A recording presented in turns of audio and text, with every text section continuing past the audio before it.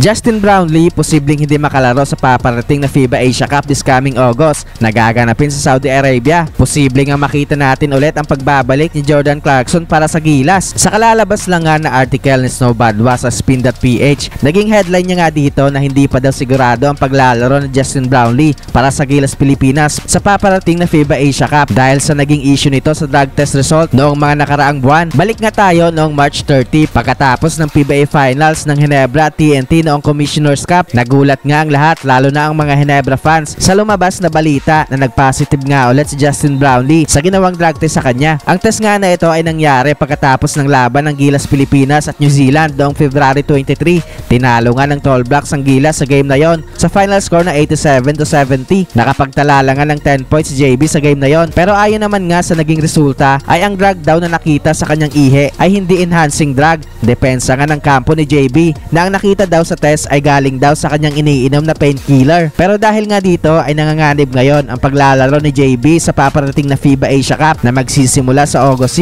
6. Umapila na din daw nga ang kampo ni Brownlee at umaasa naman nga sila na makiklear ang kanyang pangalan just in time para makapaglaro sa kabang-abang na FIBA Asia Cup. Pero habang palapit nga ng palapit ang tournament ay wala pa rin ng balita ang FIBA kung ano ang magiging hatol kay Brownlee. Kaya naman nangangamba nga ang SBP sa posible na hindi paglaro ni JB sa FIBA Asia Cup. Sinabi din daw ng SBP na tanggapin na lang daw ang naging findings sa kanyang drug test result at gaya daw ng dati na iserve na lang daw niya ang kanyang suspension. Kung nung una pa lang daw ay tinanggap na ng kampo ni Brownlee ang resulta ng kanyang drug test, ay ngayon daw sana nasa second month na siya ng kanyang suspension at baka daw makahabol pa siya just in time para makabalik at makalaro sa Gilas sa FIBA Asia Cup. Kaya ngayon nga kung hindi maklear ang kanyang pangalan sa FIBA ay siguradong hindi ito makakalaro sa paparating na FIBA tournament. Kung hindi man nga makalaro si JB ay meron naman daw ang plan B ang SBP. Ang posible nga daw na magiging replacement ni Brownlee ay ang 6'10" na si Ange Kwame, pero pwede din daw i-consider ng Gilas si Jordan Clarkson. Kung mag-decide daw ang SBP na i-renew ang kanilang kontrata kay JC ay malaki nga ang posibilidad na makalaro si Clarkson sa paparating na FIBA Asia Cup